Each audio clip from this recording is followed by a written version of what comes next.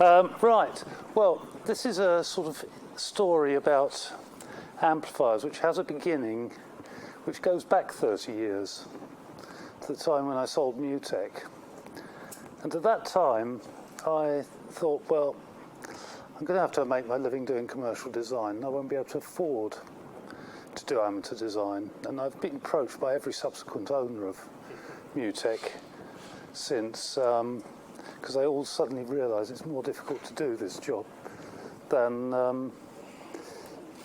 they thought. One made a reasonable go of it, but the others don't appear to have done. So, I've always been very sceptical about phone calls I've received from people saying, would you like to design a piece of amateur radio equipment for me? But just 2 years ago, just over 2 years ago now, I had a phone call from GW4WND. And Roger, there's something about the way Roger spoke and about what he was planning that made me think, well, maybe this is a viable job. And he was located near Montgomery in Montgomeryshire, in the middle of Wales. I was still in Carmarthenshire at that time. But at the same time, almost, just a few weeks before, I'd met my current partner, and she was also living near Montgomery. In fact, she was living in Montgomery. And I thought, got to go and see this guy, if only to justify paying for a trip up to see Annie. So I did, and we got talking, and I came out of the meeting with Roger, agreeing to design him some amplifiers. And so when you design amplifiers, inverted commas, properly, the first thing you have to do is really start with a specification. You may change it as you go through the design process, but he wanted some VHF amplifiers, which worked well, and he wanted 250 watts with good linearity, manufacturing costs which were manageable, relatively easy to put together, and no special components. And I said, fine. And we started working on it. Oops, gone the wrong way. So when I did that, the first thing I confronted him with was that if he's going to make amplifiers, he's got to make them to meet international specifications. Now, it may not say so directly in your license, but unless you've got a foundation license. But amateur radio equipment actually should be made and sold to meet this ETSI specification, EN 301783. And that is the major requirement from the point of view of power amplifier is that it needs to have all harmonics, and all spurious, more than 65 kilohertz away from the transmitted signal, suppressed by better than 70 dB. Now, if you look at what's available on the market, most manufacturers don't seem to know about this. And, you see HF amplifiers with 35, 40 dB harmonic rejection. And that's also been true in the past with VHF amplifiers. So we got somewhere with the specification, and it ended up that I offered to do two amplifiers, one covering 48 to 74 megs in one go, and one covering 144 to 148 megs. Linear power output, 36 dB relative PEP, third orders and fifth orders, because one of the things you discover when you start working with LDMOS is that third and fifth orders are often very much the same magnitude. 70 dB conducted spurious. Another thing which actually isn't in the specifications, but it's good professional practice, and I think it's very good practice for anyone making an amplifier, that the stability with regard to load has to be quite good. It has to actually be of the order of, well, you shouldn't see any spurious products generated by varying the load of, varying the load at a VSWR of 5:1 and at any phase. That's what we design professional amplifiers for, and I don't really see why amateur amplifiers can't be designed that way with care. Decided to use a balanced amplifier, and there are some nice LDMOS.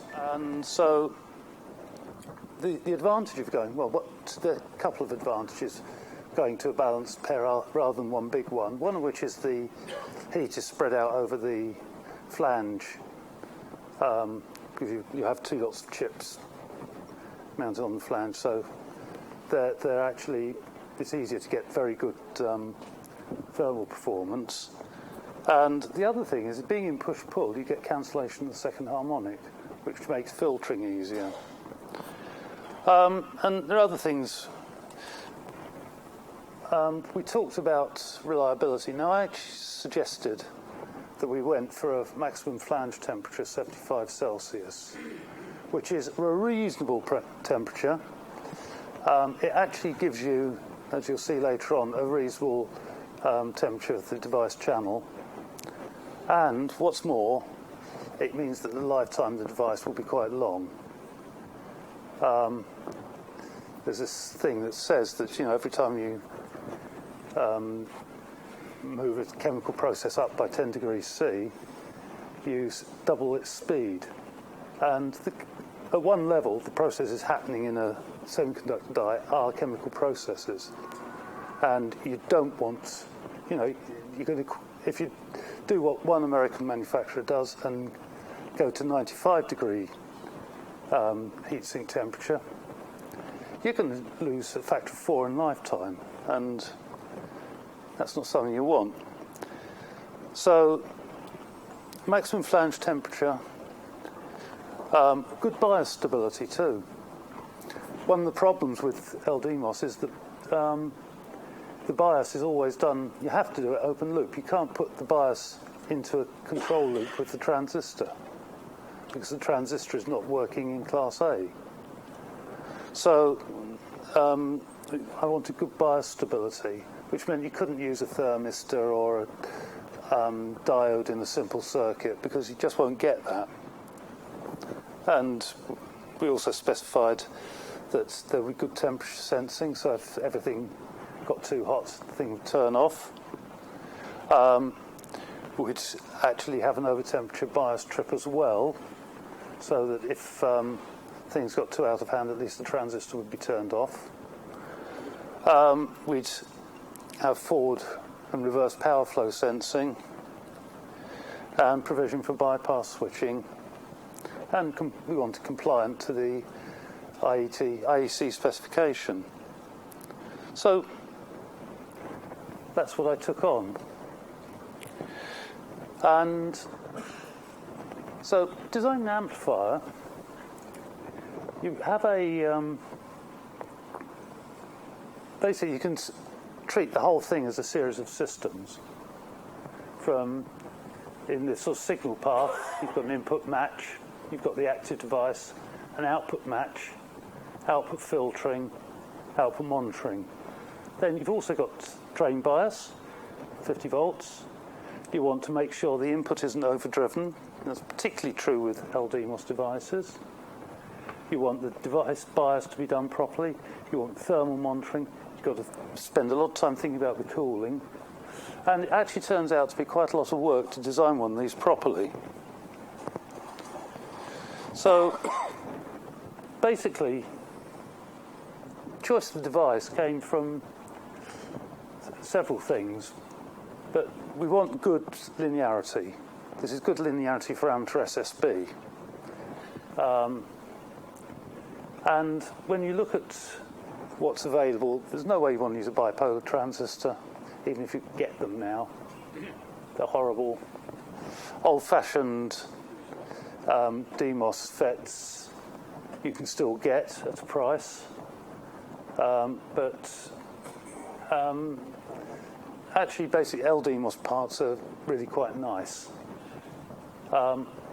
And when you're looking at the linearity, what really matters in an amateur amplifier is reasonable linearity close into the signal, because you don't want to get audio distortion. But then you want very good linearity when you get out to the higher order products.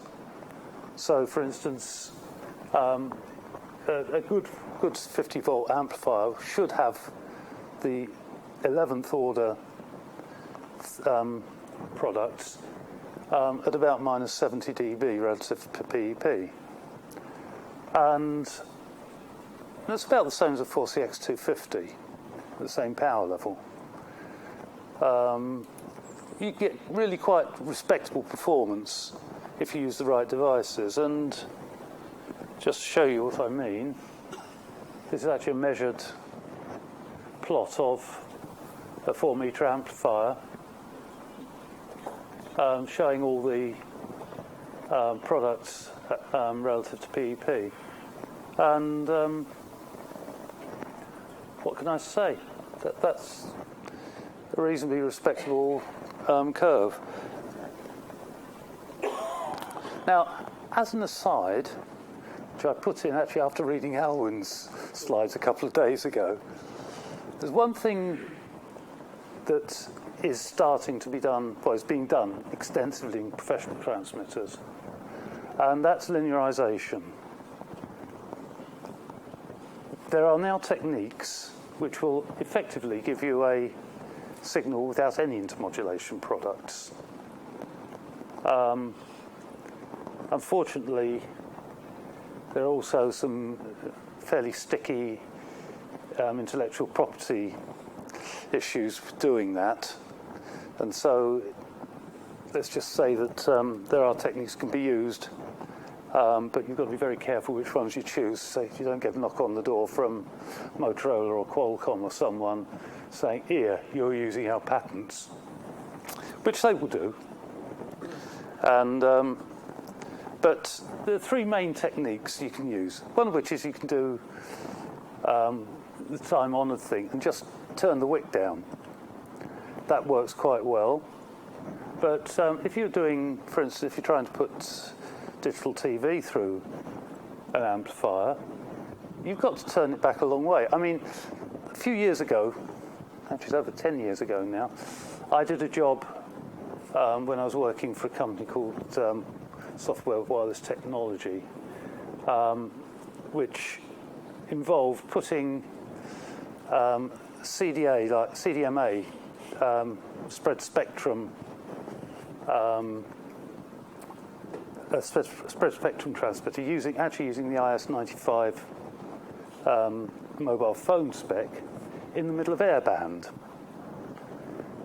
This is just for some tests because there's a guy over at this wonderfully named thing called Eurocontrol in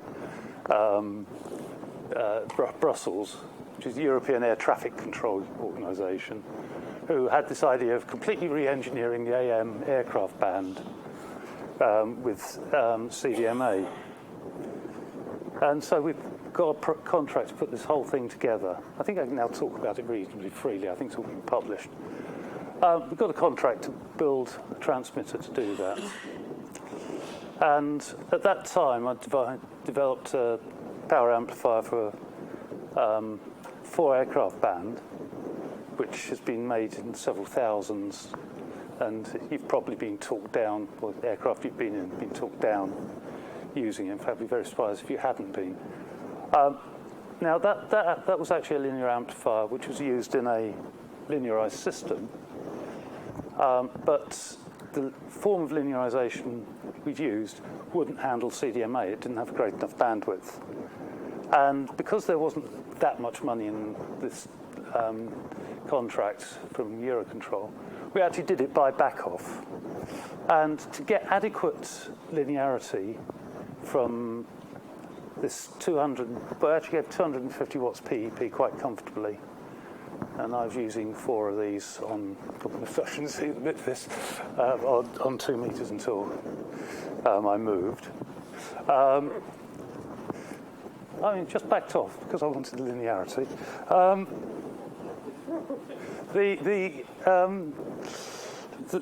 The whole, to get to the linearity you needed for CDMA, I actually had to back the whole thing off to about 3 watts out.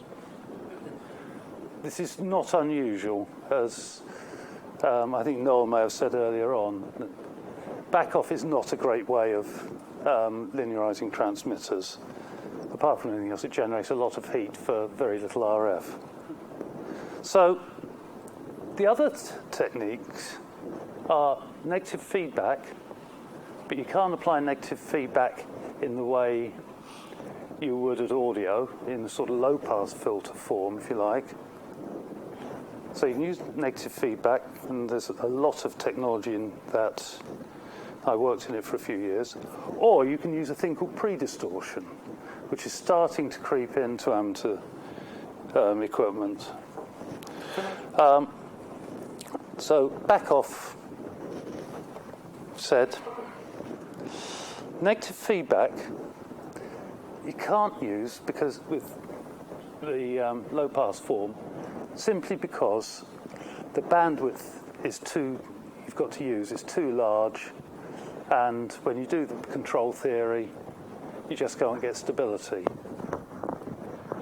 This is particularly because the phase of a power amplifier transistor is probably going around the Smith chart 3 or 4 times before it's got no gain left. So, you've got potential oscillation at all sorts of frequencies.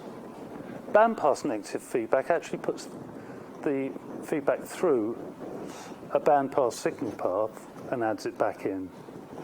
And it's a relatively straightforward thing to do, but it also requires a lot of care to set up properly. But it is worth, probably for, say, an ATV transmitter on 146 MIGs, worth probably about 10 dB extra in either power output or spectral regrowth. So that's one thing. And there are basically 3 ways of doing bandpass filtering.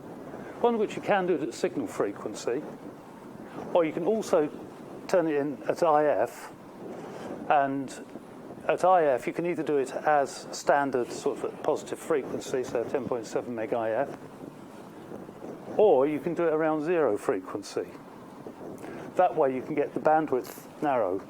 There are other problems. You can only make a first order loop because you can't do higher orders with bandpass filters, which is an interesting thing because I was convinced at one stage you could. It can't be done. So what's happening in amateur equipment is people are using predistortion. So they're actually looking at they're demodulating the waveform, but you can't use feedback because feedback can't be done quickly enough. There's this thing called latency in digital systems completely screws that up. So you actually have to sort of look at a transfer characteristic and then guess a opposite transfer characteristic to do the correction, and you put that process together all the time. It requires quite a lot of processing to do. It is being done now, and particularly some of the latest generations of SDR transceivers, and I know the ANAN actually has it working successfully, which is a Hermes transceiver in disguise. And that is, I think, the way in which things will go. And what you'll start to see, in fact, there are already amplifiers in advanced development which will have the facility of there'll be a facility to take a sample out of the back of the amplifier and put into your SDR to get predistortion running. It's a big field. As I say, it's a big field, and it's also one where there are lots of elephant traps. So be careful. But that will come. And then, if you do hear a signal spreading in a contest, it'll probably be spreading awfully because the linearizer's packed up or something. Right. Anyhow, LDMOS. I'm not going to talk too much about device physics because I don't know that much. But that's a sort of typical DMOS power FET in a rather schematic way. It has one big disadvantage. Well, two, really. The biggest disadvantage is that the substrate of the device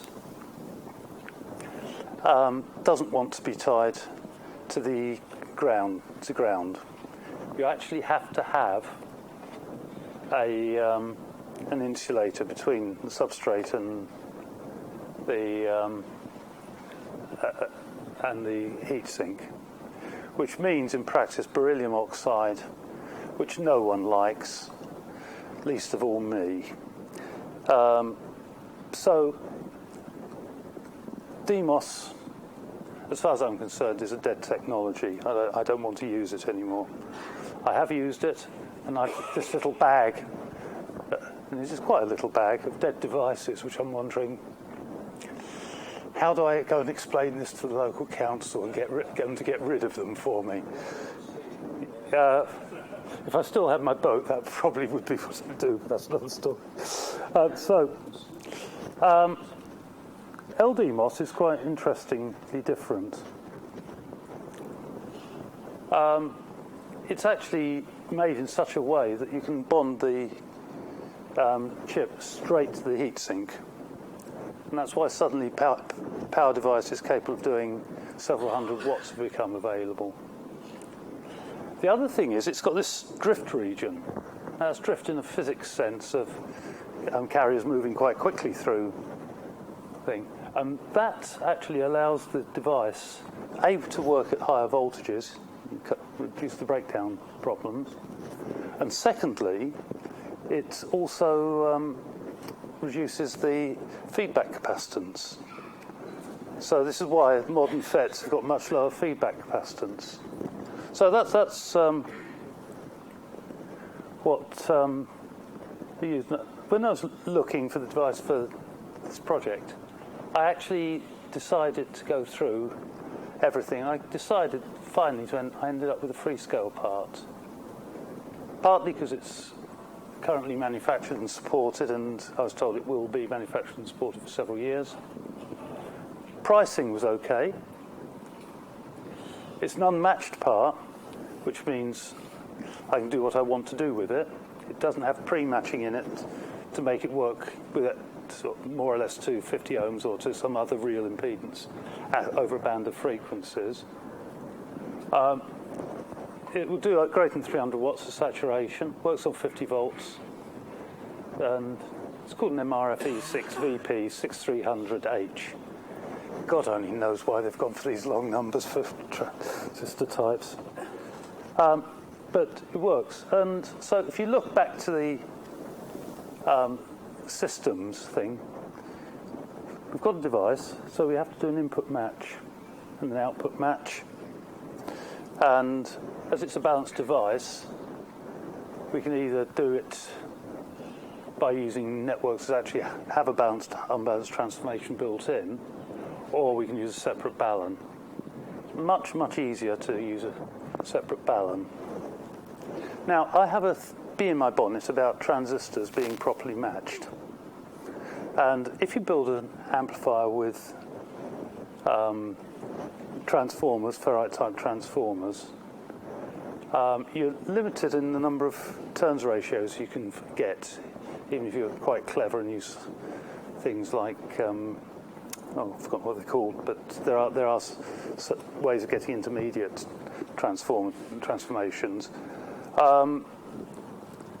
So the way I've done the input match is to actually use this thing, wonderful name, it's called a pseudo low-pass LC broadband transformer.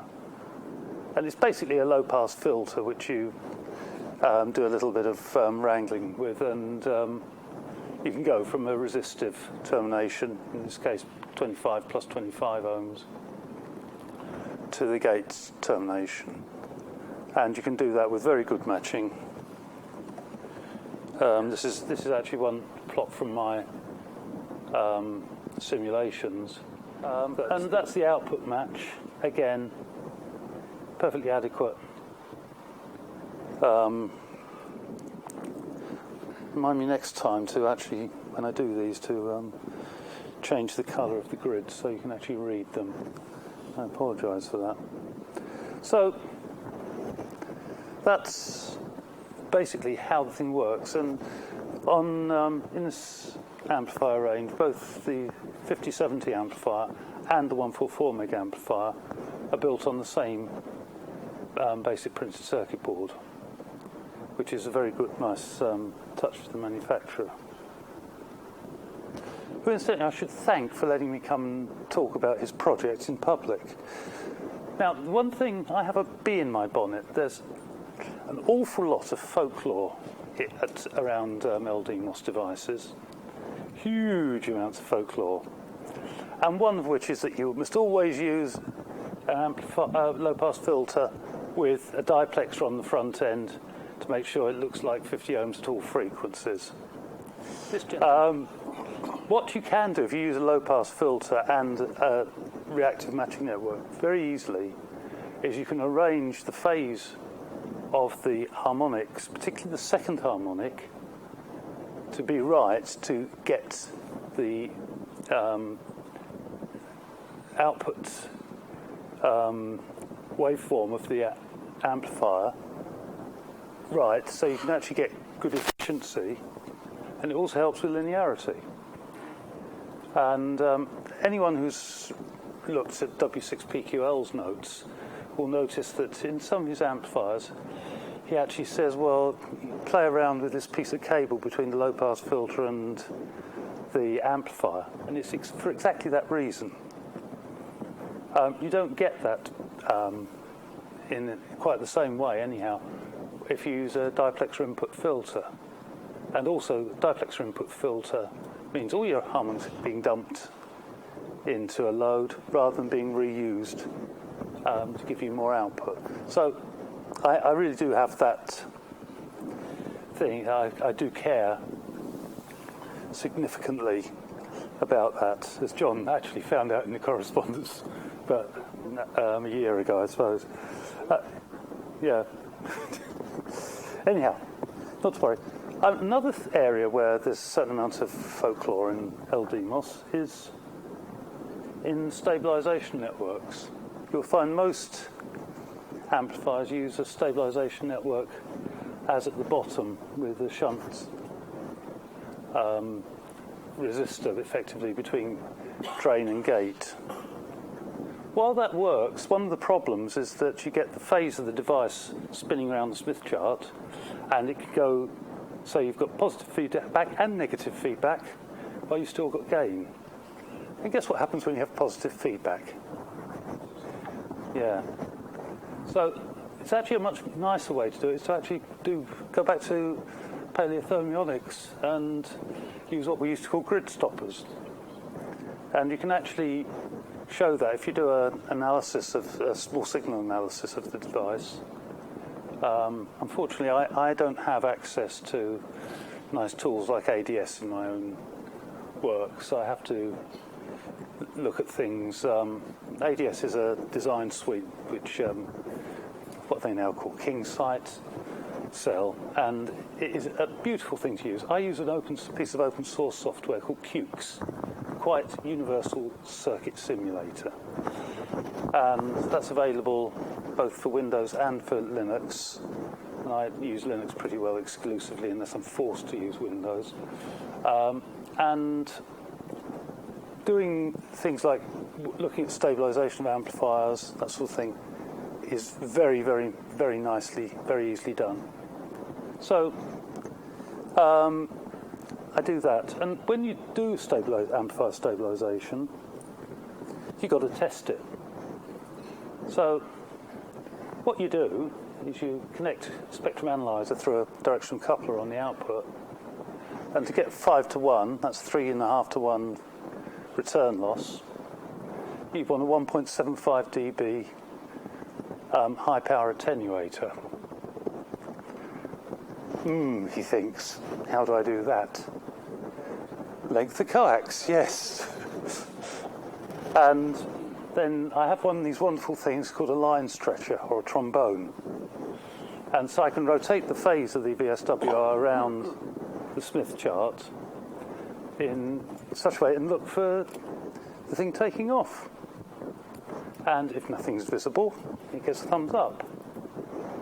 And doing it this way, although it's obvious in retrospect, I always used to do it the other way around. Have line stretcher and then have line stretcher and then the attenuator. But I was doing some work for Marconi down in Florence, and one of the RF engineers there said, "Why do you do that? You're stressing the trombone too much." And do it the other way around. And of course, it makes absolute sense. Just that I was so far into it, I couldn't see it. So that's how you do it, and it's something which ought to be done on all amplifiers, really. I mean, if you're running high power on the ampliband, you're running probably 10 dB, maybe even 16, maybe even 20 dB more than a typical commercial base station. You're running a lot of power, and you really do need to make sure a transmitter is beyond reproach. It amazes me that, I've just seen an aerial go down. Just went outside the window. I don't know why. Anyhow, you really should care about harmonics and about stability. And that's not too difficult to arrange. If you can't get a line stretcher, you can use length of coax. And if you do it every quarter wave, you'll probably catch most of the instabilities. Or do it every eighth wave and just make some lengths of coax up to do it. So it's not awful. And there's no excuses for saying, "Oops, sorry, Mr. Ofcom, I didn't know I had things wiping out the whole of the 800 meg mobile phone band or something." Drive. LD MOSFETs are quite delicate on the input side. The output side, they can be remarkably, but not totally, free of any problems with mismatches and things. If you put too many watts into an LDMOS part, you will probably cause it to go pop, and you'll have next LDMOS part, which, and so we have overdrive detection, and it's very simple. I just measure the voltage on the gates. And if the gate voltage is approaching a level where it's going to cause rapid demise of the part, it closes the amplifier down. Dead simple. What is even more important is to do the thermal sums. And this 300 watt amplifier, you do look at the datasheet for the device, and you've got the thermal resistance from the device channel, from the actual silicon, to the flange, the package, of about, 0.19 kelvins per watt. So if you're dissipating, say, 200 watts or 300 watts, and you want to keep the flange down to a temperature where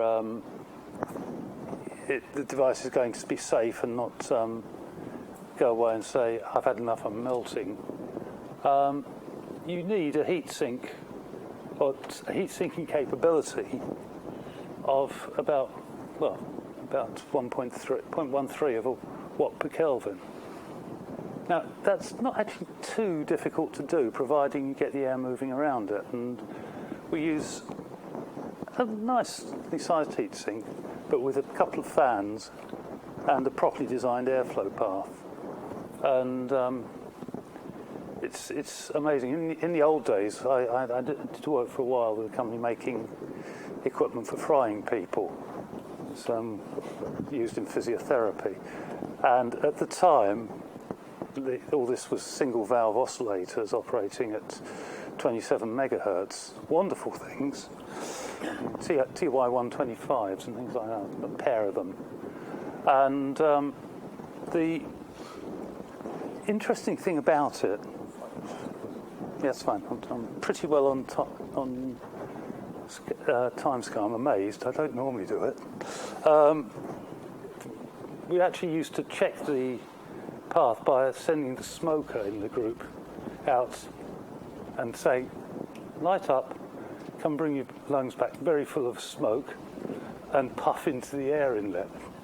And you'd actually be able to watch. Nowadays you can buy cans of artificial smoke to do that. But it's well worth, if you do this, building making one and just checking that. Because if you don't, it's very easy to get hot air going back into the input and the whole thing running away. And we do that pretty well. This amplifier, this is a thermal scan of the amplifier, and if you look at the flange, it's down in the 20s. It hadn't been on for that long, but and you can see the hotspots are actually both capacitors, which show as hot, but then you have to look at what the rating is of capacitors, and they're ATC 500, ATC 100Bs, for instance, and 800As are rated to operate up to 125 Celsius. On the other hand, when one does go, and I saw a cracked one go recently, it can be quite mesmerising. I'll be watching the arc. And anyhow, we actually have got good performance. We've got things to be able to check it too. Gate bias. We have a thermal sensor on the heatsink, an accurate one. So you can actually measure the heatsink temperature to about 1 degree. And that gives a voltage out which is proportional to absolute temperature. And we just do a little bit of analog computing to get compensated bias voltage. Simple, I think quite elegant, but someone will probably find an objection. Then drain bias. For these little amplifiers, it's still practical to use a linear power supply, which has the big advantage, particularly for VHF amplifiers, of being low noise. And we actually make them with different transformers for export or for import. I didn't design that. It was actually designed by G4WND, who basically ripped the design off from a ICOM PA, I gather. So, other bands, 144 megahertz, same before. It uses the same board as the 70 meg one. It'll give typically about 325 watts at saturation, and at 250 watts it's absolutely lovely.